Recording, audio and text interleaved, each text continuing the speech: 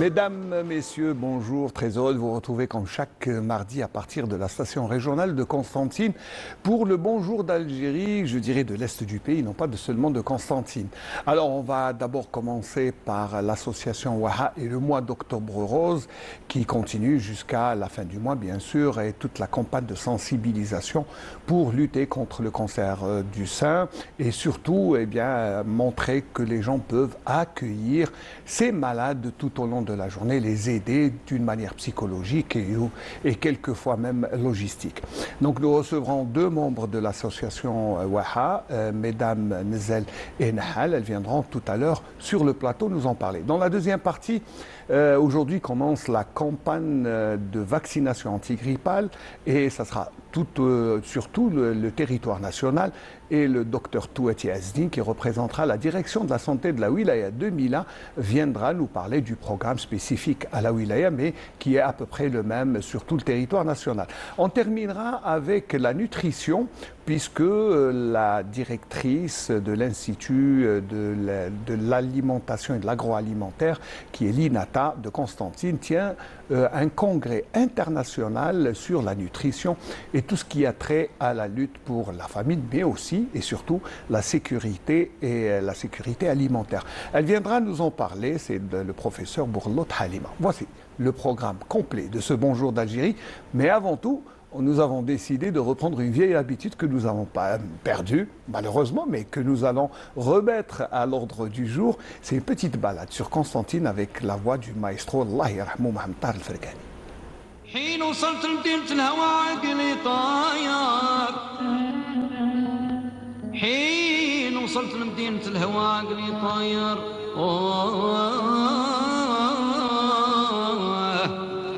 أقدمت على الموت في رضا نجمة مرادي وانا دخلت انا عقب الظلامي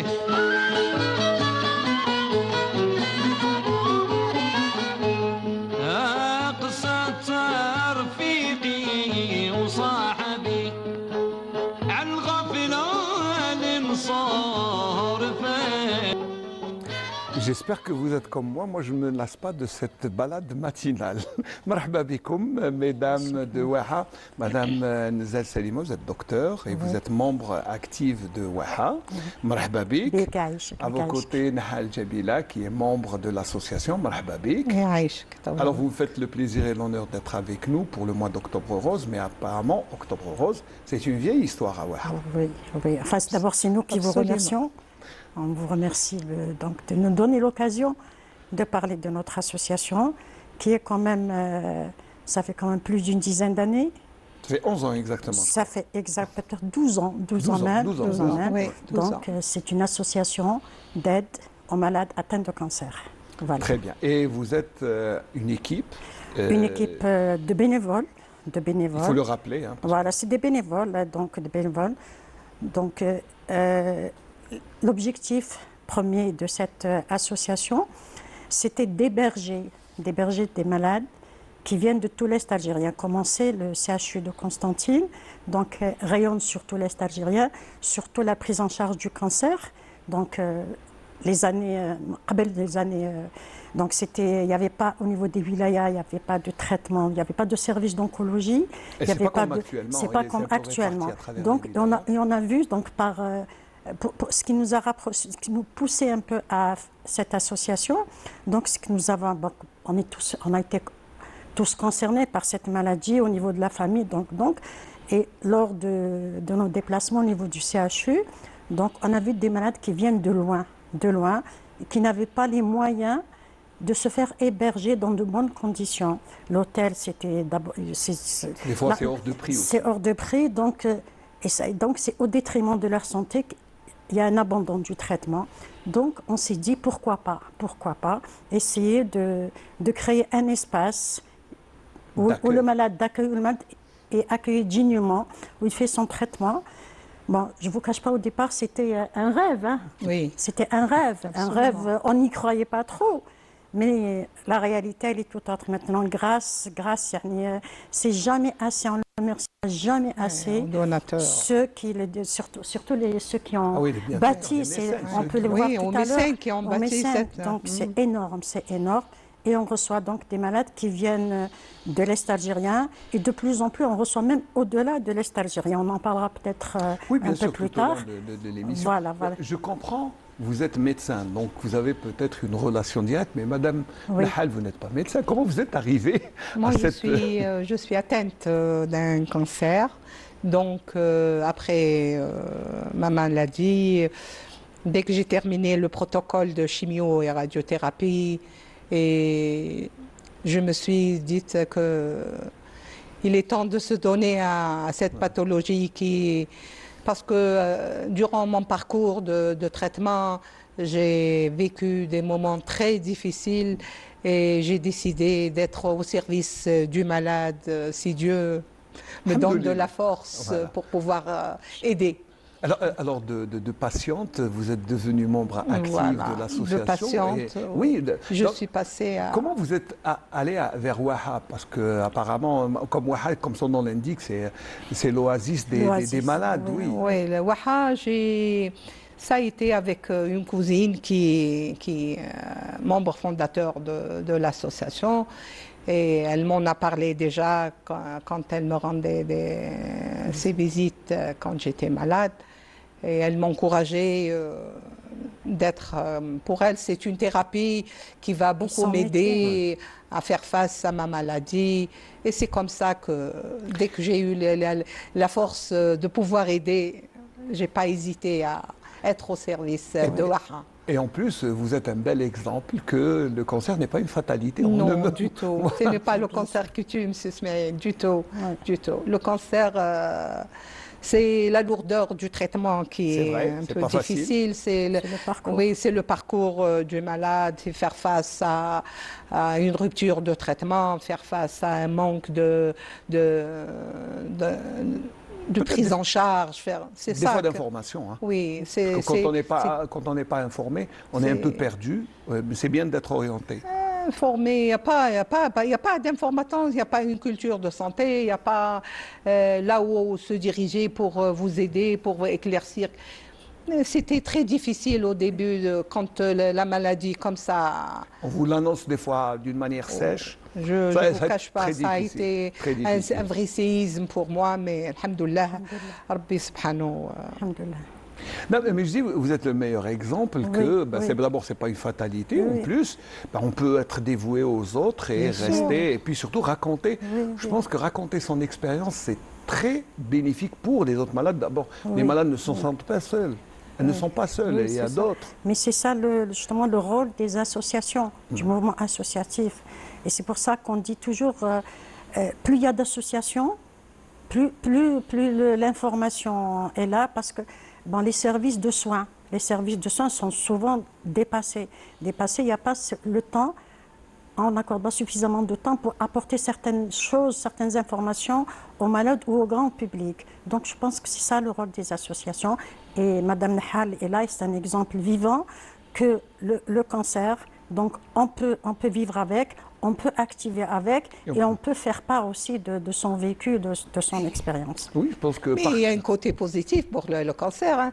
Il faut pas voir le cancer que de son côté négatif. Vous savez, non, un malade, quand on lui annonce qu'il est cancéreux, c'est vrai, des fois c'est la fin du monde. Au début, bien sûr, tous les débuts sont... C'est difficile, que ça soit le cancer ou autre chose. Même pour Waha, c'était difficile au début, mais après, c'est venu. Il y a un côté très humanitaire, il y a un côté spécial pour le malade. Et il voit la vie autrement. Pour lui, il revient de très loin. Pour lui, c'est une nouvelle vie, une autre force. Donc, il n'a qu'à prendre les forces et faire un combat contre lui-même, contre la société, contre la maladie. Et c'est là le bon côté de cette pathologie qui est un peu spéciale et que la société la voit qu'avoir le cancer, c'est la fin. Non, c'est pas vrai. On est là. Alhamdoulilah. Alhamdoulilah. Alhamdoulilah. Mais ce qui est bien, Alhamdoulilah. c'est qu'à Wahab, vous ne donnez pas de traitement médical, c'est pas ça. Bon, Vous accompagnez, non, voilà. on accompagne le malade. Donc, c'est une association d'aide aux malades et de ses proches aussi. Il ne faut pas oublier aussi les accompagnants, ceux qui sont là au quotidien avec les malades. Donc, ça, c'est le rôle du mouvement associatif. Donc, il y a plusieurs activités. Et ce qui est extraordinaire, bon, je suis de formation, je suis médecin, j'ai travaillé pendant plus de 40 ans, j'étais en contact avec les malades, mais croyez-moi, le contact que j'ai eu à Weha avec les malades atteints de cancer, c'est tout autre chose. Je leur dis tous les jours, expérience. Je leur dis tous les jours ce que j'ai appris avec un contact direct. Ça n'a pas ça n'a pas de prix, ça n'a pas de prix. Et chaque jour, c'est autre chose. Chaque jour, on apprend. C'est du nouveau avec le contact avec les malades. Donc, on a mis en place un certain nombre d'activités.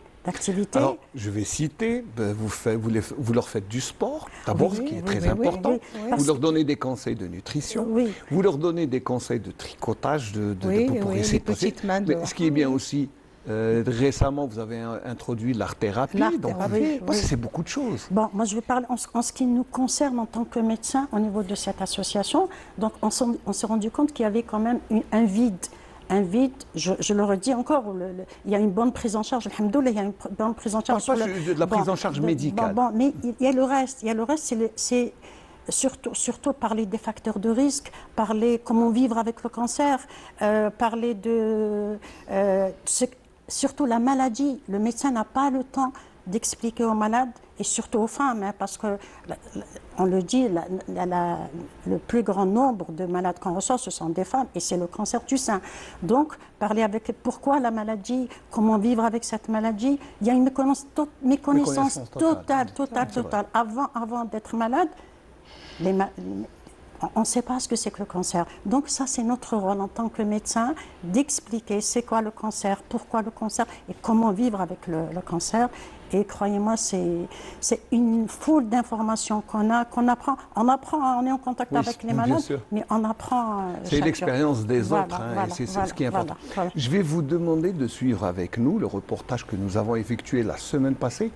Nous le remontrons parce que d'abord, nous l'avons diffusé la semaine passée, mais il est très intéressant pour le climat familial qui est instauré dans votre association. Oui. Il est important. Regardons, après, nous allons parler de ce que vous faites comme activité, surtout aujourd'hui qu'il y a une campagne, vous ouvrez les ventes, mais on en parlera après. D'abord, reportage d'Amina Batoche.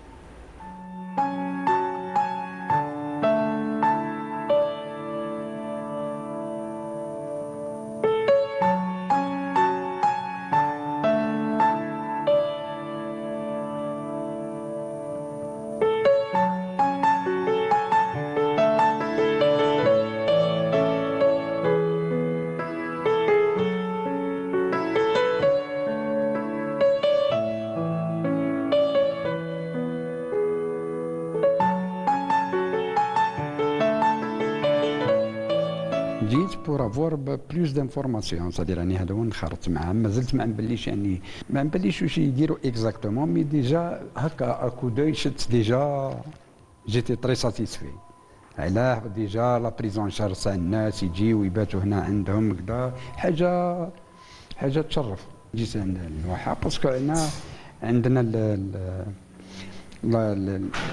المصاريف بزاف باسكو يدومونديو لنا بزاف لي راديو لي سكانر لي يرام كيما نهضروا كذا دومونديو لي لا سانتيغرافي اوسوز. جيت اليوم باش نسقسي وش هي الاجراءات اللي نقدر نديرهم باش نقدر نعاون فرد من افراد العائله تاعي مرض بالمرض تاع السرطان.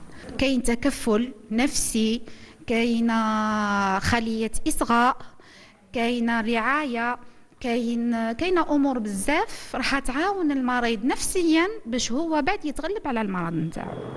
حنا نستقبلوا نوعين من المرضى كما شفتوا الصباح، نستقبلوا المرضى اللي يسكنوا في ولايه قسنطينه اللي هما خلصوا العلاج الكيميائي والشعاعي ويبقاو في المتابعه، يجيو عندنا من اجل الاعانه الاجتماعيه على مختلف الانواع، من ناحيه لي بريستاسيون ميديكال، يديو نعاونوهم بلي زيكوغرافي لي زاناليز بالشيء اللي عندنا، ونعاونوهم. لا كان جات قفة رمضان، لا كان جات دخل الدخول المدرسي، لا كان جاتنا زكاة، كل ما هو يجينا من المحسنين في فايدة المرضى نمدوهم. احنا عندنا 1300 منخرط، ما نتكلمش على اللي يجيو يباتوا عندنا، نهضر على هاد المنخرطين في الجمعية. كي يجينا المريض يدير ان بوتي دوسي. من جهة أخرى لا كاتيجوري الثانية هما النساء اللي يسكنوا على 50 ولا 60 كيلومتر خارج قسنطينة، يجيونا من الولايات، من كل الولايات. مازال اللي ما جاناش هو من الغرب، اما من الجزائر العاصمه وجيب هنا كلهم.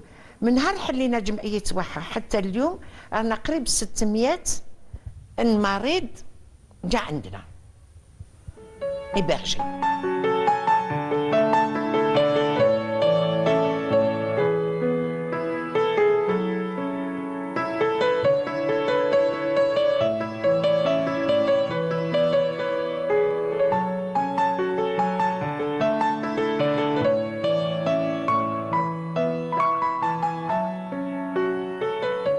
انا كمريضه لاقيه روحي في واحه، كي تجي هنايا تحسي روحك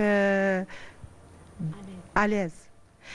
فرق كبير اونتر تقعدي في الدار وانت مريضه وانتر تجي الواحه وانت مريضه. كي تجي هنايا تنساي المرض هذا، تشوفي بزاف الناس تلقاي روحك اللي خفيفه. وهذه مسميينها الايادي الصغيره للدكان. هذه الورشه متكونه من متطوعات مريضات ومشي مريضات، يجي من كل بلاصه ونخدموا. كاينه اللي تخيط، كاينه اللي تنسج، كاينه اللي تفصل، كاينه اللي دير اعاده التدوير. نديروا معرض نبيعوهم، والدراهم تاعهم هذوك نشريو بهم القماش تاع لي كوسان، ونشريو بهم لاواط. المريضه كي تنحي الثد تاعها يدها ديما عندها كتفها ديما هابط، تحطو تحت يدها كي تعود قاعده يدها ما توجعهاش، كتفها ما يوجعهاش، وتكون في راحه. كاين ثاني هذوك بديل الثدي، تسمى كي يجيو المريضه نعطيوه لها. كاينين نساء بزاف اللي ما على بالهمش باللي هذه كاينه، هذا البديل هذا بديل الثدي هما عندهم غير هذيك تاع لا سيليكون.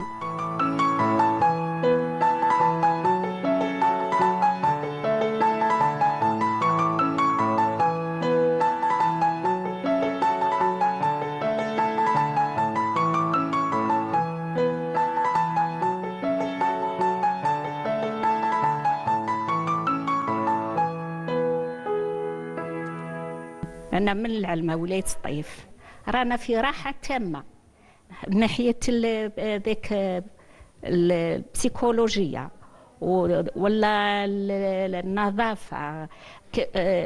يعني ذيك الغرف اللي رانا مقيمين فيها ولا هذه المؤسسة كاملة، والله العظيم غير صبت راحتي هنا خير من داري. من عزاب ولاية سكيكدا، وأنا مرافقة لزوجي، كي لقى الجو مليح هكا، كل شيء مليح، الاحترام، النظافة، الإيواء في المستوى، كل شيء هكا، يعني رعاية، الاهتمام صح بالمقيم. ماش تفاجأت، بس حسيت انه ما زالت الدنيا فيها الخير يعني.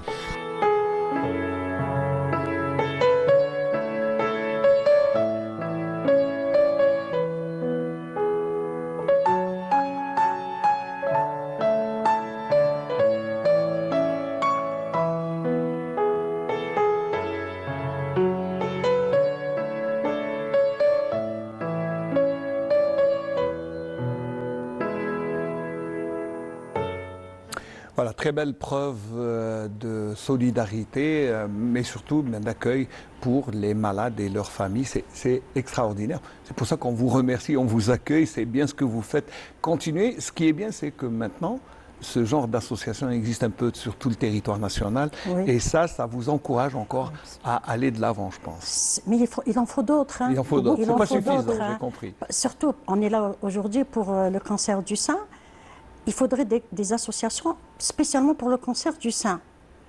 Donc, c'est jamais assez. C'est jamais assez. Vu le nombre de cas C'est vrai qu'il y a une augmentation chaque année, il faut le dire. Il y a une augmentation. Donc, pourquoi pas au niveau même des quartiers, il faut qu'on en parle. Il faut qu'on en parle. Et puis, quand même, alhamdoulilah, depuis quelques années, c'est vrai, quand on a commencé, Jamila, je ne sais pas si tu te rappelles, en 2013-2014, c'était un peu timide, même la réaction même des femmes, c'est comme si on les dérangeait. On les dérangeait, c'était tabou, il ne fallait pas en parler.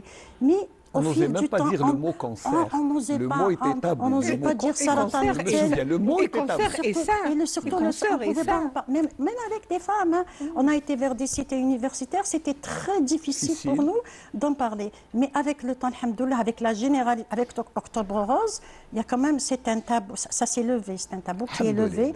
On est à l'aise maintenant, on en parle à l'aise, même avec les hommes qui accompagnent leurs femmes, qui sont très sensibilisés, et on en parle en toute transparence, on en parle. Voilà. Ben, c'est bien. En parler, c'est déjà prendre un avantage. C'est un acquis, hein, madame. En parler, je pense qu'en tant que malade ayant subi...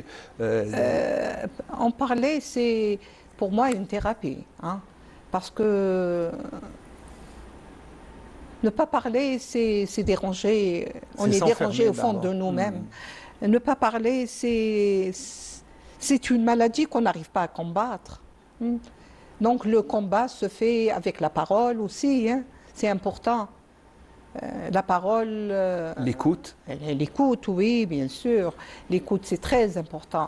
Nous, en tant que malades, au niveau de nos familles, on n'arrive pas à en parler de la maladie, ni pleurer, ni dire ce qui nous fait mal. C'est vrai qu'on doit rester courageux, hein, avec les autres membres de la famille, leur montrer qu'on est quand même... Si le malade n'est pas courageux, jamais les membres de la famille ont du courage. Le courage est donné par le malade.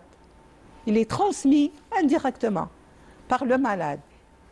Et c'est comme ça que la famille voit son malade faire face. Puis surtout l'aider à faire face. Parce oui, à faire face. C'est un combat, faut le dire. Parce que dès que la maman, par exemple, est atteinte d'un cancer du sein, les membres de la famille, il y a la peur qui s'installe. Bien sûr. Hein, la peur d'avoir la même maladie. Et de perdre ça détruit la cellule familiale. Là, les enfants ne peuvent pas en parler, mais au fond d'eux, il y a la peur qui s'installe. Hein, la peur qui s'installe, c'est une peur bleue, hein, pour vous dire. Mais bon, pour rester dans l'optimisme, heureusement qu'il y a des associations et que le partage, ne dit-on pas qu'un problème partagé est à moitié résolu. Donc quand on partage la maladie, déjà on prend un pas vers la guérison. La société civile fait beaucoup de choses pour pouvoir aider ce genre de maladies qui sont... Pour moi, c'est une maladie lourde, difficile à traiter, difficile à faire face, difficile à en parler aussi. Les débuts, ça a été très très difficile, mais maintenant, avec le quotidien, d'en parler du cancer, d'Octobre Rose, les diverses associations qui s'installent à travers le pays ou à travers le monde, avec les médias. Tout ça aide beaucoup le malade à faire face et à dépasser le stade le plus difficile, le premier stade de faire... C'est pour ça qu'à Waha, comme aujourd'hui, vous ouvrez les portes, vous invitez les gens. Oui. On invite, c'est dans le cadre de la sensibilisation du cancer du sein. Avant de parler de ça, moi je voudrais dire qu'au niveau de l'hébergement à Waha, nous avons reçu environ plus de 600 malades qui ont été hébergés depuis 2019. Plus de 300 malades, c'est presque 400 malades femmes qui ont été hébergés. Et là, je voudrais parler de la sensibilisation et de la prise de conscience autour de ce cancer du sein. Donc, on fait comme on le fait pendant Octobre Rose. Et puis, c'est pas une étude, c'est juste un sondage sur les 300 femmes atteintes, sur le total de femmes qu'on a reçues. On a reçu environ 380 malades. Bon, 300 femmes, c'était le cancer du sein. Et quand on les reçoit, on essaie de voir comment la découverte, comment cette femme a découvert le cancer. Et bien, on s'est rendu compte que tout ce qu'on est en train de dire pendant tout le mois d'octobre, l'autopalpation, la mammographie, finalement, ce n'est pas si facile. Ce n'est pas si facile. La grande majorité des malades, environ peut-être 80% de nos malades hébergés, la découverte du cancer a été fortuite et accidentelle. La malade nous dit, j'ai trouvé une boule. Une boule. Bon, ce qui est bien avec le temps, bon, les 2 premières années peut-être, pour aller vers le médecin, pour aller vers une structure de soins, il y avait un peu plus de perte de temps. Bon, mais maintenant quand même, dès qu'on découvre cette boule, on va voir le médecin. On va voir le médecin. Donc, c'est jamais assez de parler de diagnostic précoce et du dépistage précoce. On a vu quelques cas, peut-être une dizaine de femmes, où la découverte a été accidentelle, fortuite, lors d'un bilan de santé. Là aussi, il n'y a pas une culture de faire des bilans de santé. Mais oui, ça au moins n'existe pas. une fois par an. Bon, il n'y a pas que la peur. C'est vrai qu'il y a la peur, mais il doit y avoir aussi d'autres facteurs. Là, c'est du domaine peut-être de la sociologie ou pas. C'est autre chose. Voilà, c'est autre chose. Mais pour que cette femme, de son propre gré, aille faire sa mammographie ou prenne un quart d'heure par mois, c'est tout ce qu'on demande pour l'autopalpation. On essaie de sensibiliser, c'est très très difficile. Donc l'intérêt du diagnostic précoce, de la palpation, c'est très important. Donc je parlais d'un pourcentage assez faible quand même, où certaines femmes ont découvert leur cancer lors d'un bilan de santé. Et je donne toujours l'exemple, le traitement a été beaucoup moins lourd, beaucoup moins contraignant pour l'État, et même sur le plan... Plus efficace, surtout. Non, mais surtout, même pour la féminité de la femme, il n'y a pas d'ablation. Il n'y a pas d'ablation. Donc, on peut l'éviter, ça, c'est ce qu'il faut... Donc, c'est un signe que le diagnostic précoce, la prévention, c'est très important. Alors, le programme d'aujourd'hui, parce que le temps, vous savez, oui, le programme d'aujourd'hui, donc c'est une journée, c'est comme des portes ouvertes. Ça commence maintenant. Donc, il y a d'abord une kermesse. Donc, vous avez vu au niveau du reportage, donc il y a un atelier où on fabrique grâce à des dons. Et ça nous permet de faire des prothèses. Pourquoi ces prothèses? C'est pour les malades surtout qui viennent, les malades hébergés qui viennent pour leur traitement, pour leur permettre d'éviter un certain nombre pas de complications, de gènes, d'effets secondaires et tout. Et donc c'est aujourd'hui. Et ça revient très cher aussi. Ça revient cher. Très cher.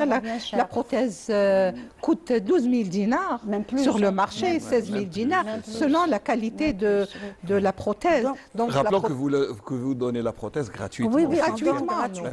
Et le coussin du corps et la prothèse. Voilà. Donc ça aide beaucoup le malade parce que on est censé d'avoir un bras qui est complètement... Et oui. C'est les effets secondaires du traitement. C'est les effets secondaires du traitement. On a tendance à dire, l'ablation, mais d'abord, on peut l'éviter si on est précocement... Il y a eu des cas, où il n'y a pas eu d'ablation. Mais si tel est le cas, donc il y a les prothèses, mais aussi, il y a aussi ce que vous dites... C'est le lymphœdème.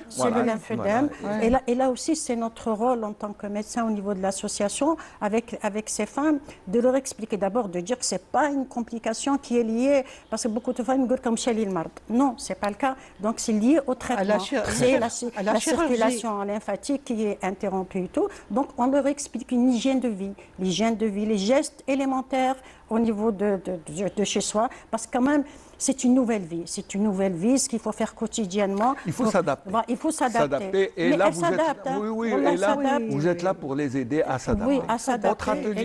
Votre atelier aussi pour cette journée de sensibilisation, enfin journée porte ouverte. Porte ouverte, c'est une journée de sensibilisation. On va essayer de regrouper les femmes, donc de parler surtout des facteurs de risque, surtout les facteurs de risque où la femme peut intervenir, comme l'hygiène de vie, comme l'alimentation, l'activité physique, éviter l'obésité. Donc tout ça, scientifiquement, ça a été prouvé qu'il y a un lien direct entre tout ça et le cancer, et particulièrement le cancer du sein féminin. Féminin ou masculin, il existe aussi chez l'homme. Très peu, rarement, je sais qu'il y a 1%, il touche 1%, mais donc on va parler de ça, on va sensibiliser les femmes. Il faut aussi qu'elles interviennent, qu'elles parlent. C'est un espace qui est dédié à toutes les femmes et j'espère qu'elles viendront en nombre suffisant. Il faut les inviter. Voilà. Donc, alors, vous avez 30 secondes pour terminer. C'est-à-dire, moi, ce que je voudrais... Bon, c'est pas pour parler, on a eu l'occasion d'avoir quand même quelques chiffres concernant le cancer du sein. Donc, pour la wilaya de Constantine, pour notre wilaya, donc c'est d'abord 80, il y a 25%, 26% du cancer, de tous les cancers, 25%, c'est le cancer du sein. C'est le premier cancer chez nous, en Algérie, bon, peut-être partout même dans le monde. C'est pas celui du côlon? Non, pas du tout. Le premier cancer, c'est le cancer du sein. Tout cancer confondu, hommes et femmes. Chez la femme, bien sûr, c'est le cancer du sein. Donc, la moyenne d'âge inférieure, bon, je peux vous donner la moyenne d'âge. Oui, donc, on a, au niveau de la wilaya de Constantine, 44% des femmes atteintes sont jeunes, l'âge inférieur à 40 ans, 70% des femmes âgées entre 35 et 70%. En moyenne, il est diagnostiqué à Constantine un cancer du sein par jour. Voilà, au niveau de notre ça fait au moins 300 cas. On a un accroissement annuel, si on peut faire une projection, de nouveaux cas de 6%. Donc, ce qui est intéressant, c'est un cancer. On peut en guérir. Donc, au niveau de la wilaya de Constantine, le taux de survie après 5 ans, il est de 77%. Par comparaison, en Europe, il est de 90%. Pourquoi en Europe ? Parce que le diagnostic est précoce. Voilà. Tout tourne autour de la... jamais assez sur la rapidité. Donc, on a fait... Donc, avec ces chiffres, on donne un peu une idée, du cancer du sein. Ça, la réalité des chiffres est là. Et puis, puisqu'on peut en guérir. La meilleure preuve, c'est Madame Nahal, elle est là. Toutes nos femmes bénévoles, la majorité ont plus de 10 ans. C'est d'anciennes malades. Et c'est d'anciennes malades. Quand on était au Khroub. Donc, un appel à toutes les femmes, le dépistage, surtout le dépistage précoce. Et le diagnostic précoce, non seulement pour la maladie, même pour l'État. Surtout que pour tout le monde, c'est bien.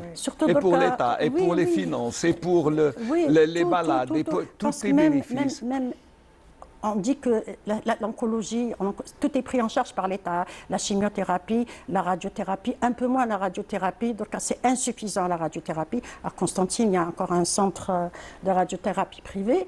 Mais les dépenses occasionnées par l'imagerie, par le transport, voilà, c'est très difficile. Je vous concède que c'est très difficile et c'est très lourd sur le plan économique. Et c'est pour ça que l'on insiste. C'est important. Voilà. Et puis, on en guérit. C'est important de le dire. On va laisser à Nahal Jamila le soin de clôturer. Je clôture, moi je fais un appel à l'État de s'occuper de cette pathologie qui est très lourde.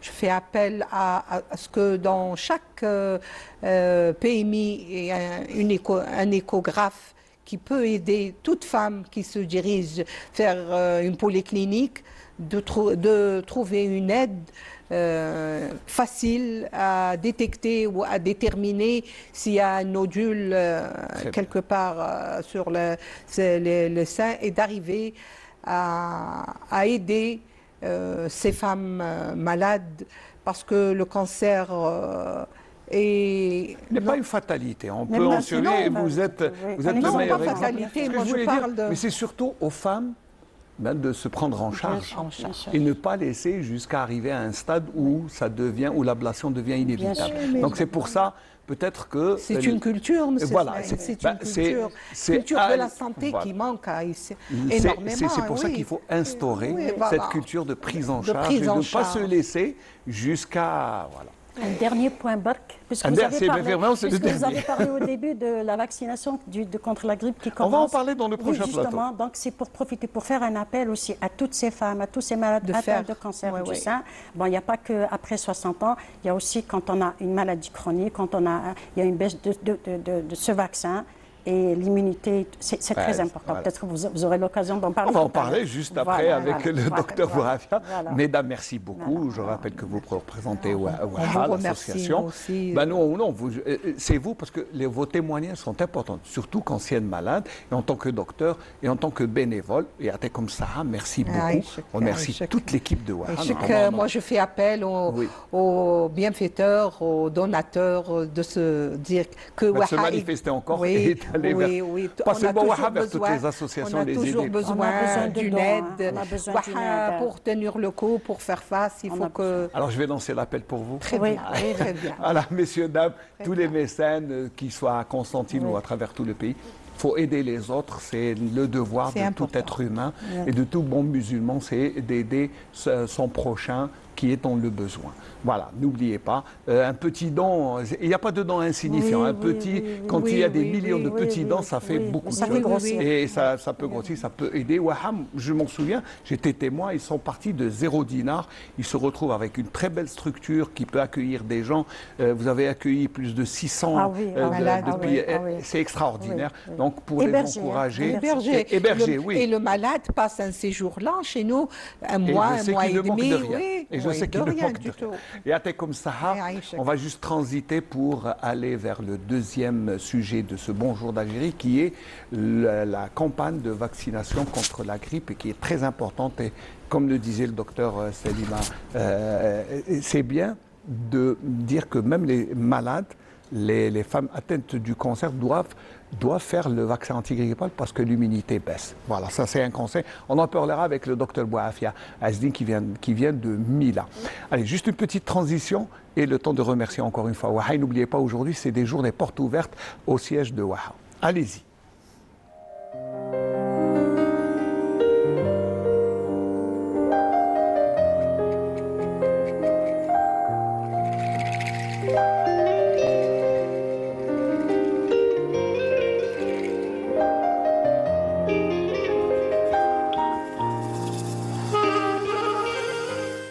هذا الكتاب بعنوان شجرة هبط من السماء.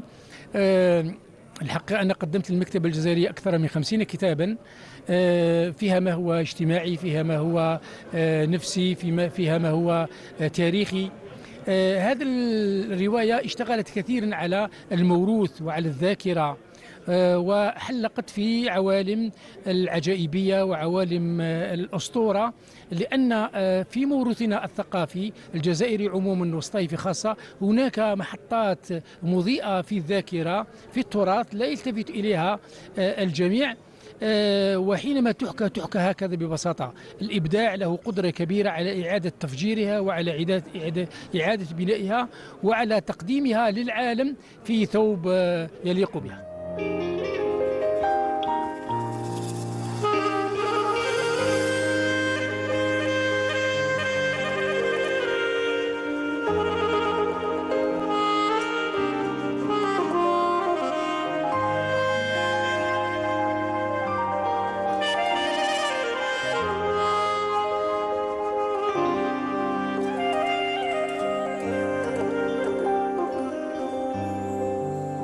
وبصراحة أنا الدكتور عز الدين الجلاوجي أراه الفاتح الأعظم لعوالم من الإبداع جديدة. هذه العوالم التي تسمو بنا فعلا، هي براق تسمو بنا إلى أعلى مراتب الكرامة البشرية لنقل. عز الدين الجلاوجي هو أكبر من حلم وأكبر من ثروة. بصراحة علينا أن نهتم بأدبائنا، وعلينا أن نعيد للكلمة وللغة العربية موقعها في حياتنا اليوم. أنا دوما كنت أراهن على نمط الكتابة عند عز الدين الجلاوجي، كونه يكتب الرؤية ويكتب الإيديولوجيا ويكتب الإنسان، ولكن رهاني الآن أصبح أكبر من أن يكون الروائي روائيا للجزائر، هو روائي لكل العرب وروائي عالمي بامتياز. هذه ليست نهاية، هذه بداية البدايات، انطلاقة جميلة من سطيف البهية، من سطيف المضيافة بكل أهلها. نتمنى أن تكون امتدادا لجمال أرقى ولبهاء أجمل. أعتقد بأن هذه مبادرة فريدة من نوعها، وهي الأولى فيما أعتقد وفيما أتصور تم الإثبات هنا بأن للثقافة جمهورها، للثقافة محبوها. كل الذين حضروا من مسؤولين ومن مثقفين ومبدعين ليثبتوا دائما بأن الكلمة المتوهجة والمبدعة هي التي تصنع دائما المستقبل وتصنع المجتمع وترتقي بالجزائر التي نريدها قوية وحصينة ومنيعة في وجه كل التحديات التي تتربص بها. وسام العلم والمعرفة الذي أسسته بلدية سطيف عمره أكثر من 15 سنة، يمنحه عمدة مدينة سطيف في كل سنة لشخصية برزت علمية أو ثقافية أو تاريخية. إذن هذه السنة ارتأت بلدية سطيف من خلال ديوان الثقافة والسياحة لمنح هذا الوسام للدكتور الأستاذ عز الدين جلاوجي نظير كتابه الجديد الشجرة التي هبطت من السماء، وهذا تحفيزا واعترافا للأستاذ عز الدين جلاوجي على اهتمامه بالكتاب وبالأدب وبالقراءة. عز الدين جلاوجي أكثر من 50 كتاب أصدره خلال مساره المهني. عز الدين جلاوجي كذلك يعتبر كاتب من خيرة كتاب الجزائر، لهذا ارتأت مدينة سطيف أن تمنح هذا الوسام للأستاذ عز الدين جلاوجي.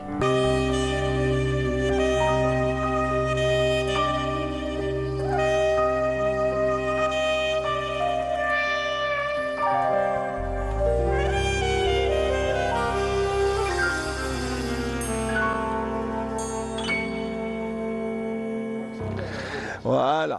Alors, c'est juste pour rappeler que c'était un sujet, un reportage de nos amis de Sétif, Saïd Belounis et Ekram Ayadi, qui étaient présents à la réception organisée en l'honneur de Azz Din Jlaoudi, qui est quand même un auteur prolifique, qui a plus de 50 titres seulement à son actif, et qui les a remis à la Bibliothèque nationale, ce qui est très important, plus de 50 livres, et là c'était le dernier. C'était juste pour transiter vers la campagne de vaccination antigrippale qui commence en ce moment. Aujourd'hui même, à partir de 8h, toutes les structures de santé à travers le pays sont ouvertes pour accueillir ceux qui veulent bien se faire vacciner, parce que des fois les gens rencontrent un peu de réticence, alors que non, le vaccin antigrippal est très important. Docteur Azz Din Bouafia, marhaba bik, d'abord merci. Merci d'être là, vous représentez voilà. لا بلا مزيه دابا نشكرك على نشكروا إذاعة ميلا. ما كاينش إذاعة ميلا لهنا، فوزات على تلفزيون الجزائرية. نشكروا إذاعة ميلا، إذاعة قسنطينة على هذه الاستضافة. C'est la télévision, التلفزيون الجزائري. شوف سي عز الدين، alors vous êtes responsable de la prévention au niveau de la direction de la santé de Mila. Oui. Alors, comme le programme aujourd'hui commence, la vaccination, et comme chaque année, c'est quand même une opération qui est très importante pour vous, parce que derrière la prévention, d'abord, quel plan, quelle stratégie vous faites pour essayer de toucher le plus grand nombre de personnes et faire vacciner le maximum de citoyens? نعم، بسم الله الرحمن الرحيم. ككل سنة وزارة الصحة تنظم حملة تلقيح ضد الزكام الموسمي، حملة وطنية ابتداء من يوم أكتوبر، يعني اليوم تبدأ هذه الحملة. هذا اللقاح أو التلقيح ضد الزكام الموسمي يعني عنده هدف أولا هناك فئات مستهدفة، دي ترانش داج اللي باينين تاع لي جون، فئات مستهدفه كاشخاص اللي يزيد سنهم على 65 سنه، كذلك ذوي الامراض المزمنه، يعني امراض القلب، الامراض التنفسيه، المراه الحامل، لوبيزيتي، امراض الكلى، يعني كذلك ما نساوش الحجاج وما نساوش مستخدمي الصحة. هذه هي الفئة المستهدفة. هذه الفئة المستهدفة يعني تعمل مديريات الصحة على تحديد عدد الفئات المستهدفة بالتنسيق مع لاكناس، يعني وبالتنسيق مع لاكناس، وكذلك المؤسسات العمومية للصحة الجوارية كذلك يحدوا الفئات المستهدفة ويوضعوا مخطط حسب الفئة المستهدفة. المخطط هذا راح يكون يعني تعيين أشخاص الأشخاص هذو يكونوا الأشخاص يعني مكلفين بعملية التلقيح، وكذلك تعيين مراكز للتلقيح حسب الفئات المستهدفة وحسب المؤسسات العمومية للصحة الجوارية كالعيادات المتعددة الخدمات، كذلك مراكز الأمومة والطفولة يعني يكونوا فيهم مراكز تلقيح، لي سونتر دو سوان، لي سال دو سوان، يعني نوصلوا حتى المناطق يعني البعيدة ونوصلوا اللقاح هذا. باش نوصلوا اللقاح لازم هناك قواعد، هي احترام التخزين، كيفية التخزين، لازم لو فاكسين يقعد بارد، وكذلك احترام سلسلة التبريد. فيما يخص هذا باش نقدروا نقوموا بهذه الحملة، يسبقها حملة تحسيس وتوعية. فيما يخص باش نوصلوا اللقاح يعني لكل الشرائح،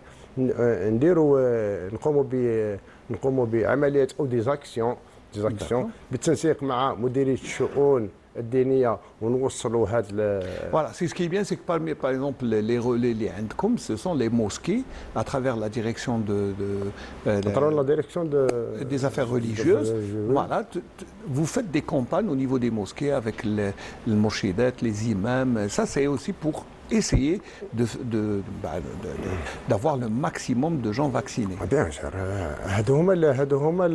هذوما الآليات باش نوصلوا باسكو المواطن باش ماذا بك توصل له ماذا بنا نوصلوا له اللقاح هذا اللي عنده، خاطر باش هاد الحملات راهي جديده ما عندهاش يعني عندها الا سنوات والحمد لله وبدينا نشوفوا في النتائج، يعني في النتائج تاع هذا اللقاح. Ah oui, il y a beaucoup moins de patients liés au l'hôpital et puis quand on se fait vacciner, il y a moins de conséquences. Il y a un objectif pour cela, c'est pour diminuer نهضر بالعربيه ماذا بينا نهضر باللغه العربيه باش نوصل الهدف تاع حمله التلقيح ضد الزكام الموسمي هي التقليل من عدد المرضى اللي يعني لي كومبليكاسيون تاع لي مالاد اللي رايحين يوصلوا مضاعفات، ويعني وتقليل من الوفاه بهذا الفيروس، لانه فيروس يعني خطير ويمس qui revient chaque année. Bien sûr, chaque année le vaccin s'adapte et il y a une mise à jour. كل عام يجينا بايدونتيتي جديده، يجينا بوش جديد باسم جديد. حنا دابا نقولوا لو فيروس سي ان ميتون اللي يبدل لنا الكوستيم، يبدل شويه ويحاول اتش 1 ان هذه هو اتش 1 ان بصح راه يبدل كما نقولوا في البروتينات تاعو هذيك اللي باش نقدروا Ce qui est bien, il faut dire aussi que, par exemple, qu'à Mila, qui est une wilaya où il y a beaucoup de coins, de zones reculées, donc vous avez des campagnes de vaccination mobiles. Bien sûr. Voilà, les équipes mobiles. Bien sûr, يعني قبل les équipes mobiles عندنا لي سال دو سوان اللي راهم يعني في مناطق معزوله مع يعني خصائص الولايه. نهضروا على ولايه ميلا، خصائص ولايه ميلا هي ولايه منتشره، يعني ولايه واسعه عندها حدود مع قسنطينه، حدود مع باتنا، حدود مع جيجيل، حدود يعني وعندها مناطق معزوله كي نقولوا معزوله. باش نوصلوا لهم هذا اللقاح يعني نديروا عندنا دي زيكيب موبيل اللي يروحوا حتى المواطن اللي في المناطق المعزوله ويوصلوا له هذا اللقاح. وهاد لي زيكيب فيهم طبيب، فيهم شبه طبي، وفيهم عون لتسجيل لاكت بور فار اون ايفالياسيون فينال مع الاخر نديروا عمليه تقييم لهذا البيلون تاع لا كومباني لهذا الحمله. هذا سي لوبجيكتيف. Alors, la campagne dure jusqu'à quand exactement? حتى الوقت تقدر نجي نفاكسيني باغ اكزومبل.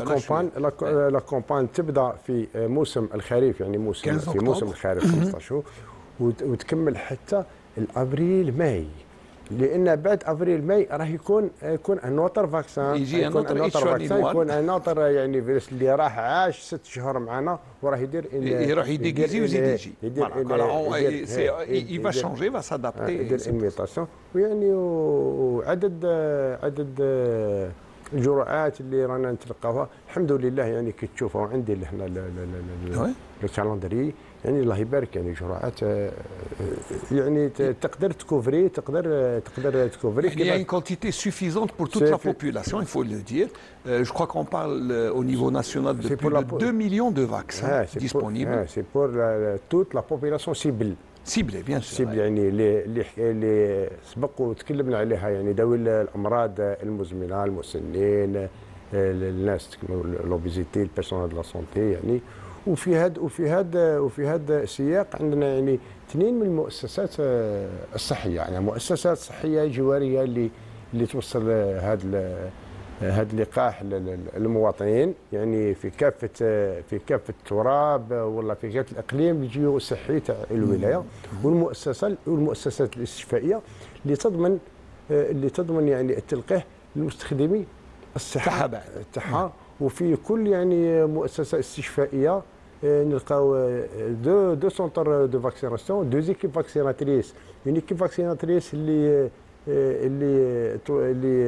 تهتم بتلقيح يعني بيرسونال دو سونتي، مستخدمي الصحه، وين ايكيب دو فاكسيناسيون اللي تهتم بالمرضى اللي المقيمين المرضى المقيمين يعني بالمستشفيات باش ما نساوهمش. Bien sûr. Justement, j'allais dire les personnes hospitalisées, donc vous les vaccinez parce qu'ils sont en inimité déficitaire. دون النساء يعني الاطفال الصغار ثاني راهم يعني نقدروا نديروا لهم الفاكسين. Bien sûr, les personnes fragilisées. اللي يحب يدير ندير.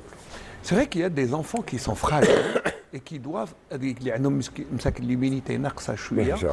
راهم يدخلوا في الفئه المستهدفه، يعني الاشخاص اللي عندهم نقص او ضعف في الجهاز المناعي، يعني كما الاشخاص اللي المصابين بالفي عاش، الاشخاص اللي عندهم يعني سرطانات ما يهمش تطور صحه، وكذلك الاشخاص اللي داروا عمليات جراحيه ونحاولهم لي زوسبلينيك، يعني اللي ما عندهمش لاراط هذيك، ما عندهمش يعني عندهم نقص في المناعه، ثاني في الفئه المستهدفه. ونتمنوا من هذا يعني المقام، يعني من هذا المقام نوجهوا يعني ان ابل يعني المواطنين الكرام، يعني باش يتقدموا، ومرحبا بهم باش يتقدموا. كل المؤسسات الصحيه راه لو فاكسان راه ديسپونيبل، يعني pas seulement à Milan mais dans toutes les structures sanitaires du pays, il faut dire. C'est une campagne nationale. راني وجهت النداء تاعي لكل يعني المواطنين، ما ذكرتش كل المواطنين. Alors docteur Bouafiazi, par exemple, si on a des personnes qui sont réticentes, par exemple, comme Hamza ou comme Nordin, ils ne veulent pas se faire vacciner ou ils khafou. Ils disent que le vaccin, parce qu'on extrapole des fois, on dit n'importe quoi sur le vaccin. Ou ce que nous voulons pour les convaincre de venir faire le vaccin. يعني الناس اللي يخافوا ما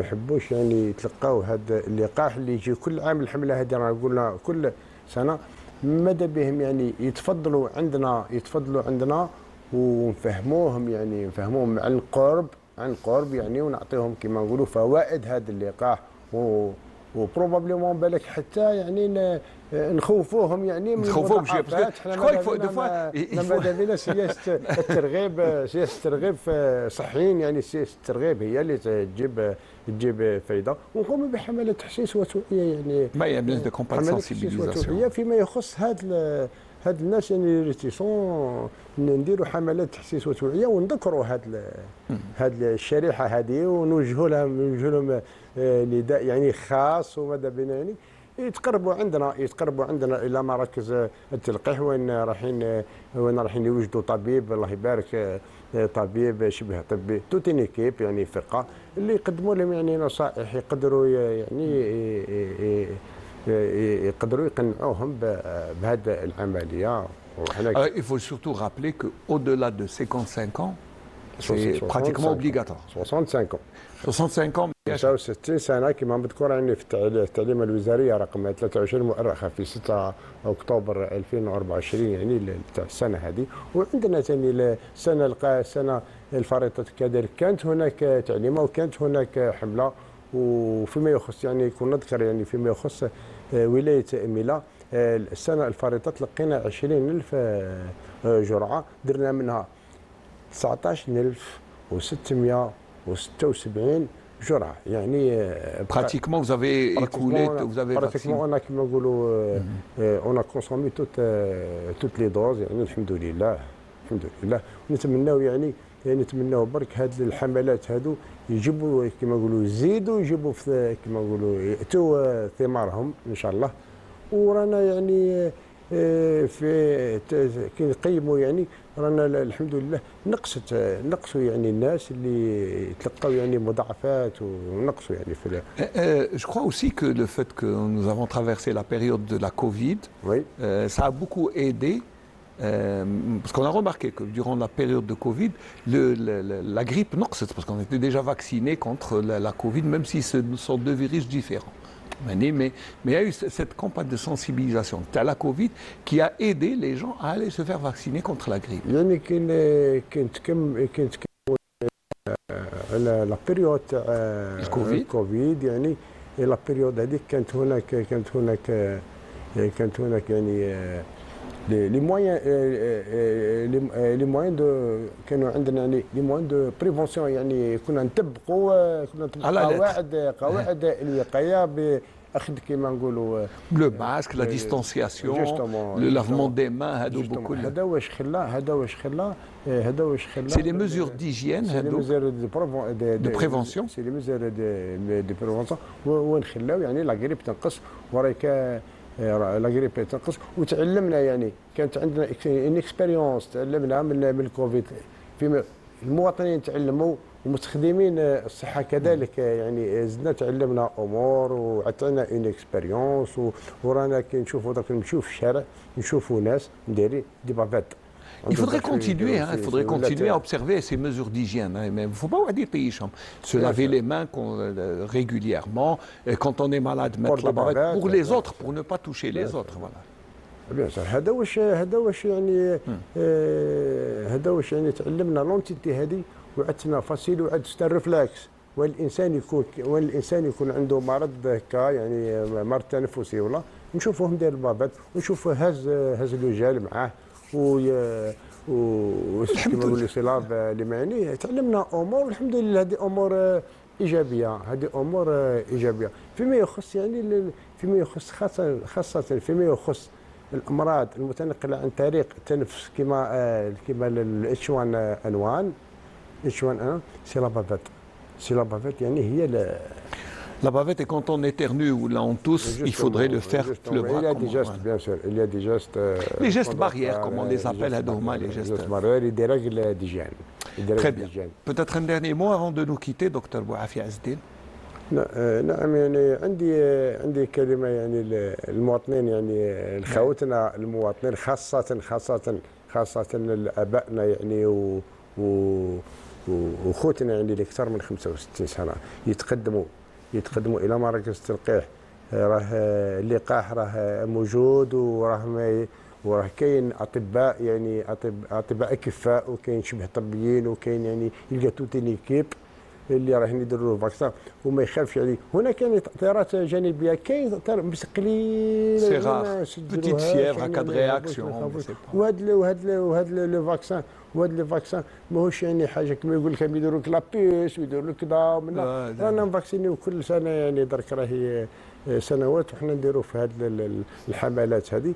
مرحبا بهم كذلك هذو الامراض المزمنه يعني لي مالاد كرونيك وي كذلك يعني يتقدموا ماذا بينا يتقدموا يتقدموا كما نقولوا الدرك في المرحله هذه في المرحله قبل ما يبدا ينتشر قبل ما ينتشر هذا الفيروس. خاطر هذا الفيروس راه في الخريف يبدا ينتشر، في الاول تاع الخريف يبدا ينتشر ويبدا كما نقولوا ياثر، قادر ياثر عليهم يعني سيرتو اصحاب الامراض المزمنه. المراه الحامل كذلك نوجهوها هذا المنبر يعني تتفضل لي بي ام راح تروح لي بي ام رانا مدايرين في مراكز حمايه الامومه والطفوله، رانا حاطين هذا لو فاكسان يعني مرحبا بهم وان شاء الله نتمناو يعني ما يكونوش هناك مضاعفات يعني وما يكونوش هناك وما يكونوش هناك يعني دي ديسي بعيد الشر. C'est pour ça qu'il y a la prévention et vous en êtes responsable au niveau. سي لو بيت تاعنا وكذلك نقصوا بين عدد ونقصوا كذلك نخليو سرير على مستوى المستشفيات المريض خلاف يعني لا نروحوا نحكموا حنايا كي ندير انا الفاكسان مانيش راح نكومبليكي على ربي ان شاء الله ما نكومبليكيش ونخلي سرير المريض خلاف يعني راهي عمليه مستمره وتقيس الناس الكل يعني احنا ما نشوفوش. Tout le monde est concerné. C'est vrai que c'est pas un truc personnel, c'est tout le monde. C'est pour le bien communautaire. pour le bien de tout le monde. Très bien. C'est ça يعني في صالح العام كما نقولوا العام مع المصلحه العامه والصحه العموميه كذلك في مصلحه الصحه العموميه. Docteur Bouafi Azzeddine, responsable de la prévention au niveau de la direction de la santé de la wilaya de Mila, merci d'avoir répondu à notre invitation et d'être venu pour. شرف ليا. L'honneur est pour nous, merci beaucoup. Puis parce que جيت من ميلا وميلا منطقة جبلية، je parle en arabe باش تفهمني. زراعية جبلية. On va vous offrir une belle chanson واسمها يلي من وراء الجبال. de Halim El-Batni. On vous l'offre juste le temps d'accueillir le professeur Bourlot Halima pour nous parler de nutrition. يعطيك الصحة. Merci.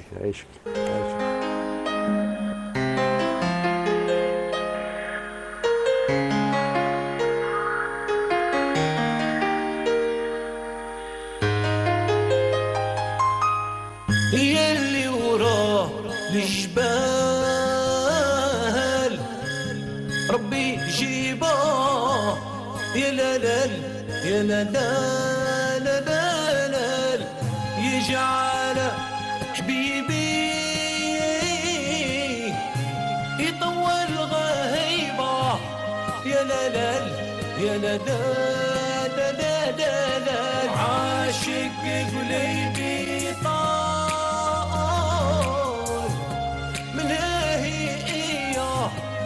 شعلية يا لالال يا لالال لالال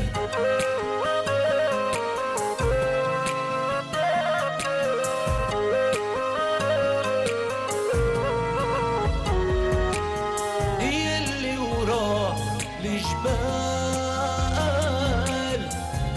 خشت بلاده منامان يجعل حبيبي يجيك في العهادة يا لالال يا لالال عاشق قليبي طال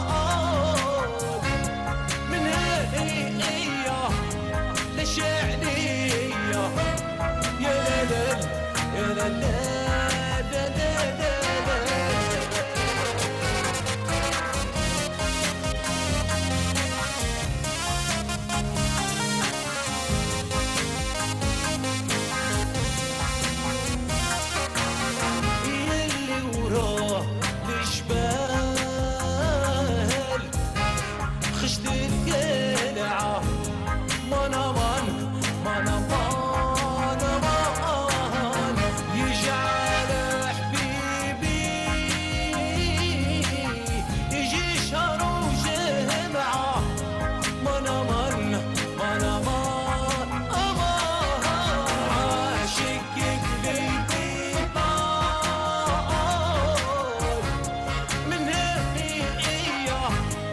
شعلي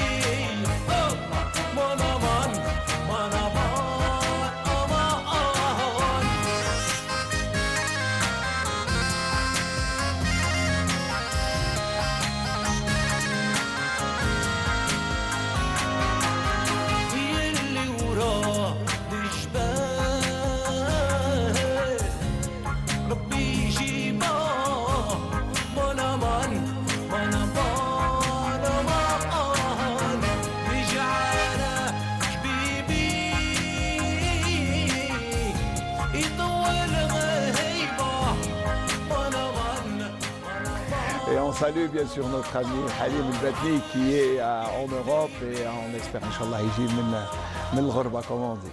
Alors, on va parler pour ce dernier sujet du Bonjour d'Algérie, on va parler de nutrition avec le professeur Bourlot Halima qui est directrice de l'INATA. Bonjour madame, marhaba bik d'abord. Bonjour. Et merci d'être avec nous. Mais cette fois-ci, on ne va pas parler de nutrition, on va parler d'organisation d'un séminaire international. Oui. Voilà. Donc, bonjour tous les téléspectateurs. Pardon. Donc oui, aujourd'hui, ce n'est pas pour parler de la nutrition, mais on va rester toujours dans le même domaine qui est la nutrition, la relation de la nutrition avec notre alimentation, notre santé. Et dans ce cadre, donc l'INATA, l'Institut de la nutrition et des technologies agroalimentaires, donc, organise un congrès international donc, sur les sciences alimentaires. Dans ce congrès, donc, on va aborder les différentes facettes liées aux sciences alimentaires. Alors, ce n'est pas le premier congrès. Ce n'est pas le premier congrès. Donc, c'est le premier congrès, mais il y avait des séminaires avant. Donc, c'est une suite à 2 séminaires. Donc, le séminaire de 2014, le séminaire de 2018. Et là, c'est le premier congrès international où on va recevoir une vingtaine de conférenciers de différents pays. Donc c'est important. C'est important. Alors, quels sont les thèmes? D'abord, vous avez plusieurs laboratoires qui vous accompagnent. Parce que quand on dit laboratoire, il y a des laboratoires de recherche dans le domaine de la nutrition, dans le domaine de l'agroalimentaire. Donc, chaque laboratoire va essayer d'apporter son expérience et ses recherches au profit de la nutrition. C'est l'objectif. Bien sûr. Donc, l'INATA, déjà, elle comporte 3 départements distincts. Donc, le premier département, qui est le plus ancien, on va dire que c'est lui qui a été le créateur de l'INATA, c'est le département de technologie agroalimentaire. Donc, c'est tout ce qui est transformation des produits agricoles en produits alimentaires. Donc, il suit le produit, comme on dit, du champ jusqu'à la fourchette. Donc, là, on a les différentes transformations, les méthodes de conservation, etc. Donc, tout ce qui rentre dans ce domaine-là, c'est la technologie de transformation. C'est les technologies de transformation. Donc, c'est le département technologie alimentaire. On a aussi le deuxième département aussi qui est le plus ancien, c'est le département de nutrition humaine. Quand on parle de nutrition humaine, c'est tout ce qui concerne la relation entre notre alimentation, le mode d'alimentation et notre santé. Donc ça, c'est le département, ce sont les thématiques qui sont traitées sur le département de nutrition. Et on a un troisième département qui est un peu plus récent, mais bon, quand même, il a plus, on va dire, d'une vingtaine d'années maintenant. Donc c'est pas récent. Hein, c'est pas récent, mais par rapport aux autres, donc les autres, l'INATA a été créé par ces 2 départements. L'autre, il est venu à peu près vers les 2005-2006, c'est la création du département de biotechnologie. Et là, c'est tout ce qui concerne la biotechnologie, les différents micro-organismes, enzymes, etc., qui peuvent rentrer dans les transformations ou bien dans la formulation des aliments.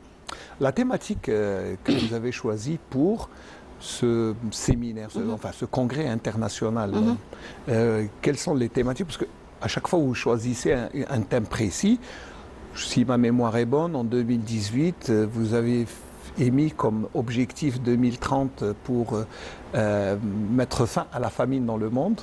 Oui. Ça, c'était à peu près l'objectif. C'était à peu près l'objectif, parce qu'il faut aussi savoir que ce congrès, même les séminaires avant, ça coïncide toujours avec la journée mondiale de l'alimentation.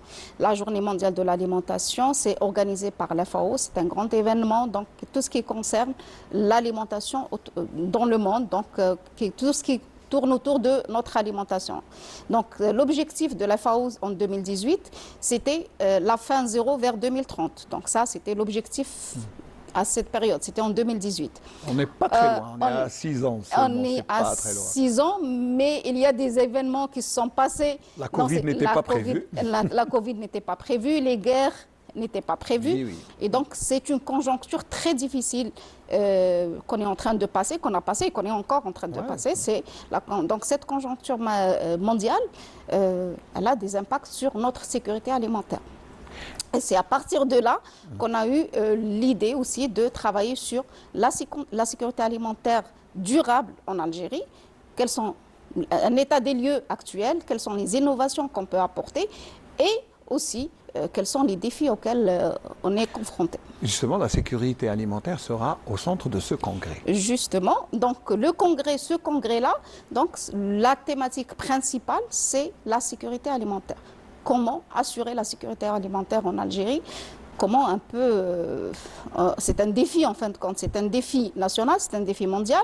On voit que les politiques ces dernières années se sont penchés et c'est devenu un axe majeur de la politique ici en Algérie, c'est comment assurer, comment gagner cette sécurité alimentaire en Algérie. Et on voit à travers différentes politiques qu'il y a aussi quand même il y a beaucoup de changements qui se sont passés ces dernières années, qui sont des changements positifs. Il faut le dire, des changements positifs parce des changements positifs. Par exemple, j'ai remarqué que dans les derniers salons de l'agriculture et de l'agroalimentaire, où vous étiez présent, votre département est toujours présent dans ce genre de manifestations, il y a quand même beaucoup de points positifs pour aller vers cette sécurité alimentaire qui est un des objectifs de l'État. Oui, c'est un objectif primordial de l'État parce qu'il faut aussi, pour gagner l'autosuffisance, pour avoir cette autosuffisance et pour avoir, on va dire, notre décision, une décision politique nationale, il faut aussi qu'on gagne cette sécurité alimentaire-là.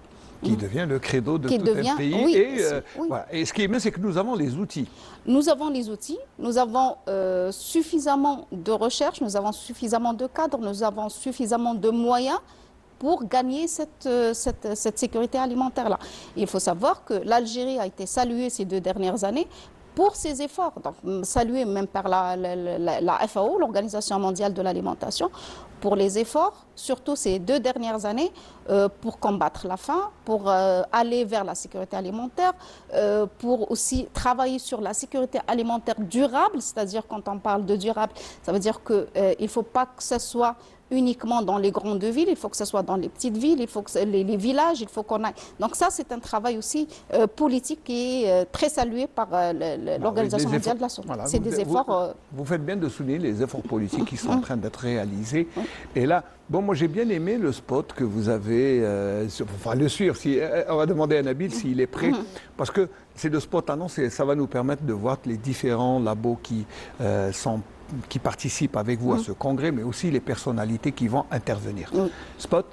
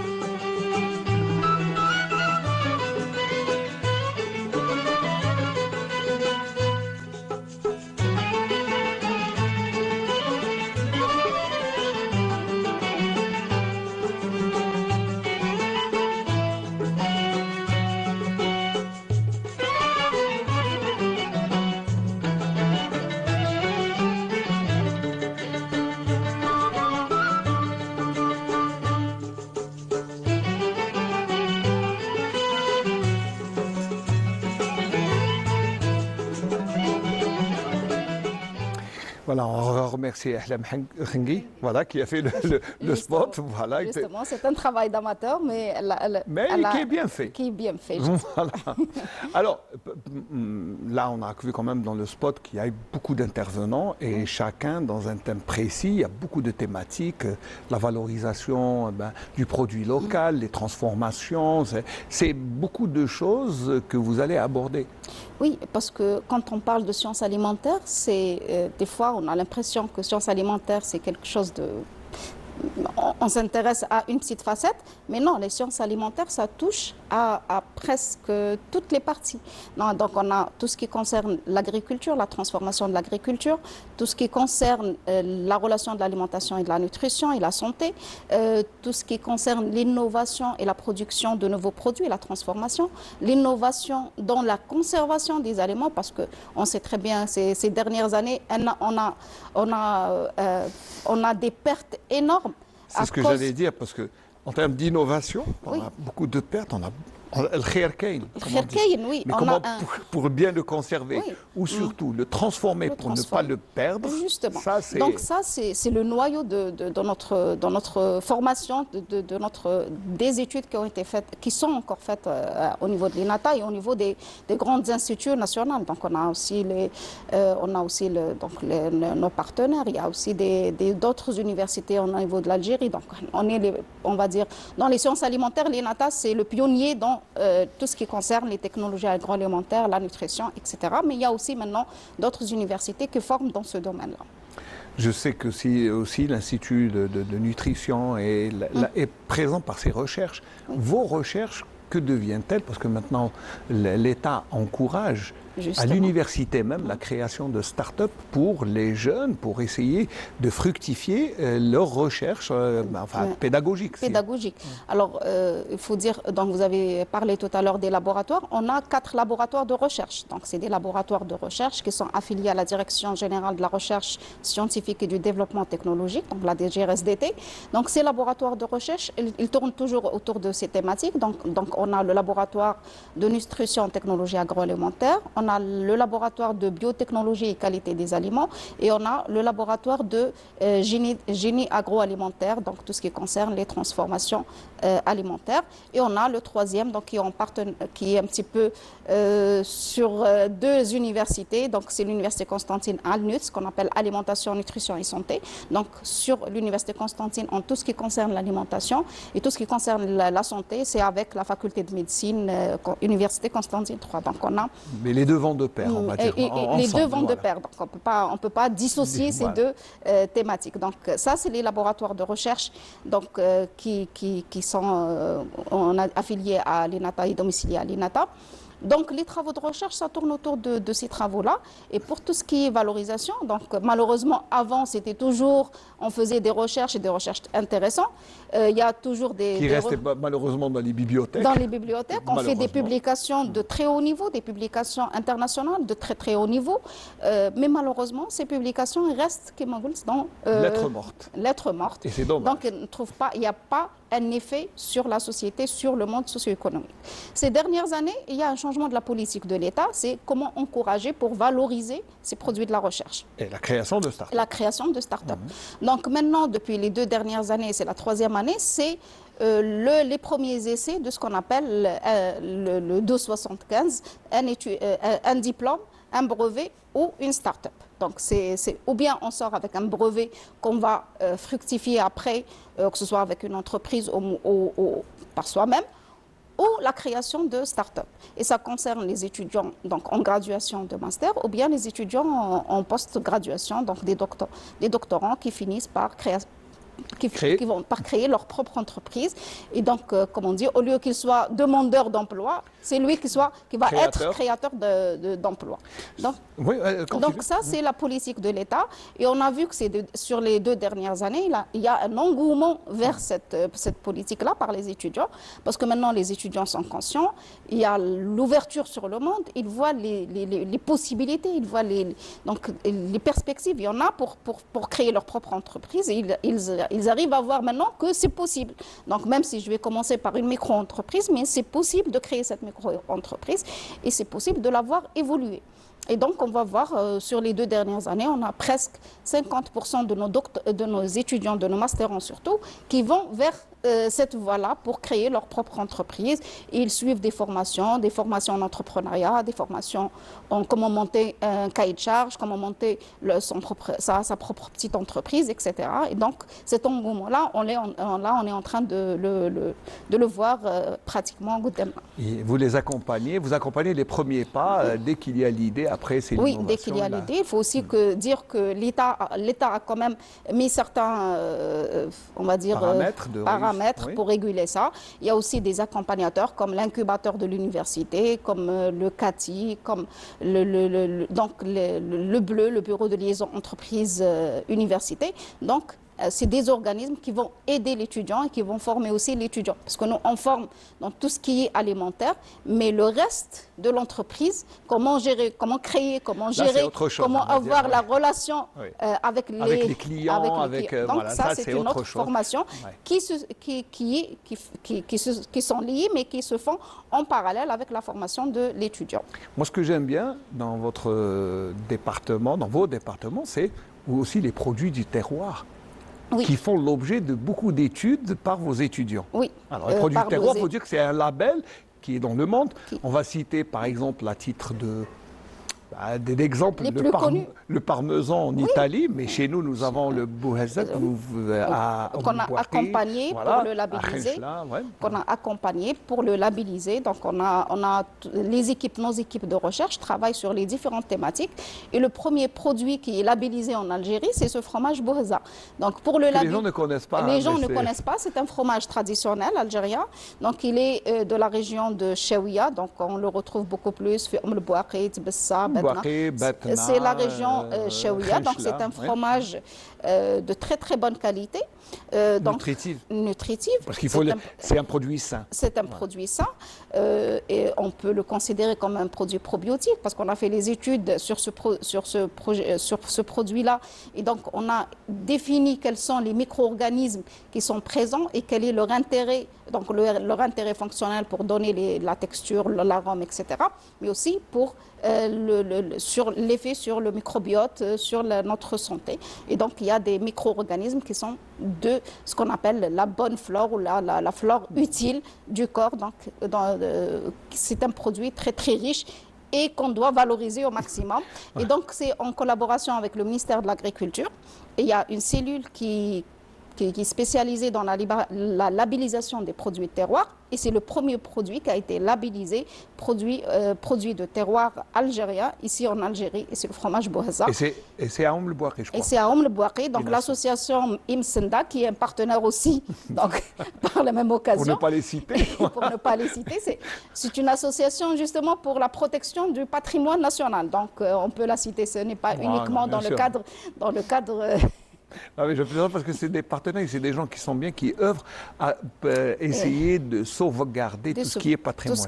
Bon, on a cité un exemple, je pense, Bouhazat, mais je crois que nous avons des milliers des milliers de produits de terroir. Produits terroir à labelliser. À labelliser, mais le problème aussi, c'est pour les labelliser, il faut faire des recherches. Donc là, on est le laboratoire, plutôt le travail sur Bouhazat, il a débuté dans le début des années 90.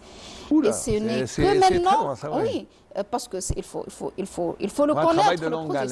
C'est un travail de longue haleine. C'est pas, il faut aussi, parce qu'on doit avoir ses caractéristiques, on doit le caractériser très très bien, que ce soit point de vue nutritionnel, point de vue technologique, point de vue, et aussi il faut la délimitation géographique. Donc c'est des travaux d'enquête, c'est vraiment un travail énorme. Pour pouvoir à la fin... Ce n'est pas une simple étude d'une année ou de 2 ans. Non, il faut voir, on va dire une vingtaine de publications d'un niveau international sur ce projet-là. Ah d'accord, quand même. Et c'est fait aussi en collaboration avec nos partenaires aussi qui sont en Italie, parce que c'est ce qu'on appelle le Corfilac. C'est un laboratoire de recherche justement qui est, on va dire, méditerranéen beaucoup plus, qui travaille sur la valorisation des produits laitiers traditionnels de la région de la Méditerranée. Et donc, ce sont nos partenaires aussi qui vont venir et qui vont assister à ce séminaire, à ce congrès-là. Très bien, donc ça va être au centre aussi des... Ça va être au centre aussi des... Moi je dis la koba al-kharroub, parce que qui est aussi un produit qui est bien de chez nous, qu'on utilise.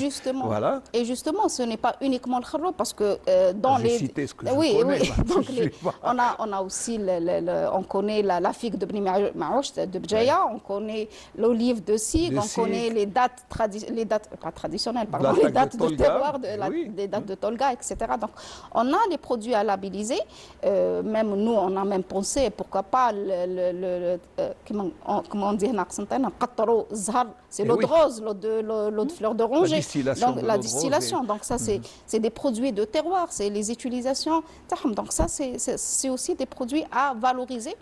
Et surtout la distillation, hein, ça devrait être labellisé normalement très rapidement, parce que géographiquement c'est délimité. C'est un truc qui ne se fait qu'à Constantine et qui est de tradition de père, de mère en fille plutôt. Oui. Voilà. Et donc ça aussi c'est des projets à faire. Malheureusement, l'équipe, on va dire le ministère de l'Agriculture, jusqu'à présent, l'équipe de labellisation n'est pas étoffée. Donc on se focalise sur 1 ou 2 produits. C'est très difficile de travailler. La commission... Mais c'est vrai qu'il y a des contraintes et c'est vrai que ce n'est pas facile de labelliser mondialement parce que ce que vous, c'est juste pour préciser, c'est que si on labellise un produit, c'est que l'on ne trouvera pas ailleurs. On ne le trouvera pas ailleurs, c'est protégé. Voilà. Et c'est protégé. Si on va prendre l'exemple qu'on connaît le plus, c'est en France, c'est ce qu'on appelle les AOP. Ou les AOC, c'est les produits protégés à appellation d'origine protégée. C'est l'équivalent de ce qu'on appelle ici le produit terroir ou bien les produits de délimitation géographique. Donc ça, c'est des labels. Tout ce qu'on connaît, nous, comme fromage, on va dire, pour ne pas les citer, les fromages par exemple, français ou les fromages italiens. Ou italiens. C'est des fromages, donc c'est des fromages qui sont protégés, ils sont limités à une région géographique bien précise. Il faut que la qualité du lait, on parle même de la race de la vache laitière, on parle de l'alimentation de la vache, etc. Tout ça doit être étudié et c'est un cahier de charge en fin de compte. Et tout doit être noté dans le cahier de charge et on doit respecter ce cahier de charge. Par exemple, vous avez parlé du parmesan. Je ne peux pas dire que j'ai produit du parmesan en Algérie. Non. Mais on dit j'ai produit du fromage type parmesan. C'est-à-dire qu'il ressemble à ce fromage-là, mais ce ne sera jamais, comme du parmesan. Comme notre boheza ne sera jamais fabriqué. Ne sera jamais boheza produit ailleurs. Bon, on a cité, je crois qu'on est un peu sorti du congrès. Mais c'est juste pour dire que le centre d'intérêt de ces recherches sur l'alimentation et l'agroalimentaire, c'est quand même assez intéressant. Et la focalisation sur des thèmes précis, comme la labellisation, vous allez probablement aborder tout ça dans ce séminaire qui va commencer demain. Qui va commencer demain. Donc l'ouverture officielle sera demain matin à 9h. Donc à partir de 9h, il y a l'ouverture officielle et à partir de 10h, on va commencer les conférences. Donc on en a en tout 20 conférences, donc 20 conférences de très haut niveau. Donc on a nos partenaires, par des spécialistes. On a nos partenaires, donc il y a des Italiens, il y a des Français. Il y a des gens qui vont venir d'un peu partout. Et sans oublier notre principal collaborateur aussi et partenaire, c'est le centre de recherche, c'est le Centre national de recherche scientifique et technologique des régions arides, qui est très important. Qui est très important, qui nous a accompagnés aussi pour ce congrès-là. Il y a aussi, donc, il va apporter il va apporter surtout, on va dire, l'expérience de la région de Beskra, parce que ce sujet, c'est très important, c'est l'aquaculture qui va être aussi traitée ici, parce que la région de Beskra, c'est une région saharienne, mais là, on fait de l'aquaculture. L'aquaculture, ça se fait aussi à Ouirgla, c'est bien que ça se fasse. Dans différentes régions, donc, ils vont apporter leur expérience et ils vont apporter leur expérience et aussi les défis qu'ils ont eus et les problèmes qu'ils ont rencontrés pour améliorer cette expérience-là. Marhaba tout le monde, voilà, l'affiche est là, bienvenue pour tout le monde. Je crois que ça va se... J'espère qu'on se retrouvera, professeur Borlot Halima, pour les résolutions ou ce que vous allez sortir au bout de 20 conférences. Et là, j'espère qu'on... 20 conférences, on a en tout à peu près 500 participants de 40 universités en Algérie, de 9 pays étrangers. On a plus de 500 participants qui vont être là, c'est important. Et donc, qui vont traiter, qui vont débattre autour de la sécurité alimentaire. On vous souhaite bon courage. Merci beaucoup d'avoir répondu à notre invitation. Là, on est un peu à la bourre pour le temps. Merci, professeur Borlot Halima. On vous souhaite bon courage pour ce congrès international. Et puis, voilà, je vous remercie d'avoir été avec nous depuis tôt ce matin. Je vais remercier toute l'équipe de la station régionale de Constantine et Nabil Liagoubi qui a réalisé ce Bonjour d'Algérie. On se retrouve, Inch'Allah, si tout va bien, mardi prochain pour un autre Bonjour d'Algérie. D'ici là, bon week-end et à très bientôt, Inch'Allah.